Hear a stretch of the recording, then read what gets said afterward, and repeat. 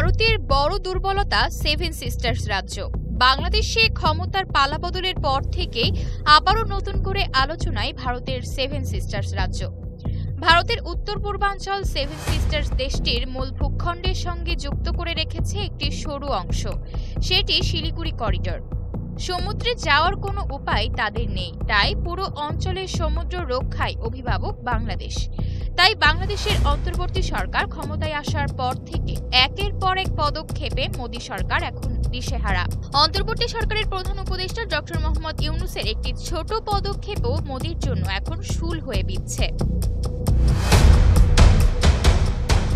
বাংলাদেশ এখন ভারতের জন্য একের পর এক উদ্বেগের কারণ হয়ে দাঁড়াচ্ছে।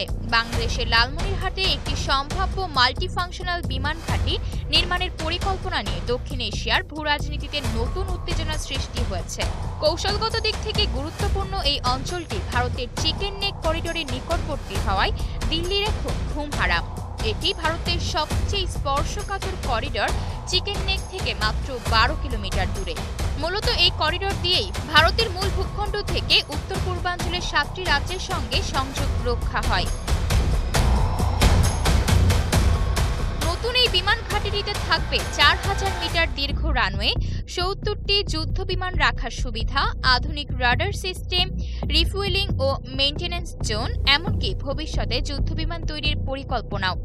এটি হবে আধা সামরিক ও বেসামরিক দুভাবেই পরিচালিত একটি মাল্টিফাংশনাল হাব। চীন এই প্রকল্পে $500 মিলিয়ন বিনিয়োগ করতে যাচ্ছে বলে সূত্র জানিয়েছে। পাশাপাশি ড্রোন ও রাডার প্রযুক্তিতে কাতার এবং তুরস্ক যথাক্রমে $200 ও $300 বিলিয়ন বিনিয়োগে আগ্রহ দেখিয়েছে। এমনকি যুক্তরাষ্ট্রের পক্ষ থেকেও আনুষ্ঠানিক আগ্রহ প্রকাশ করা হয়েছে। ভারতীয় সংবাদ মাধ্যমগুলো ইতোমধ্যে এটিকে চিকেন নেকের নিরাপত্তা চীনের হাতে তুলে দেওয়া বলে অভিহিত করেছে। তবে বাংলাদেশ জানিয়েছে এই প্রকল্প সম্পূর্ণভাবেই বাংলাদেশের মালিকানাধীন এবং চীন কেবল নির্মাণ ও প্রযুক্তিগত সহায়তায় অংশ নিচ্ছে। তবে ভারত যদি একে হুমকি হিসেবে দেখে তবে কূটনৈতিক উত্তেজনা আরও বাড়তে পারে। আয়েশা অর্থী, নিউজ ডেস্ক, গ্লোবাল টেলিভিশন।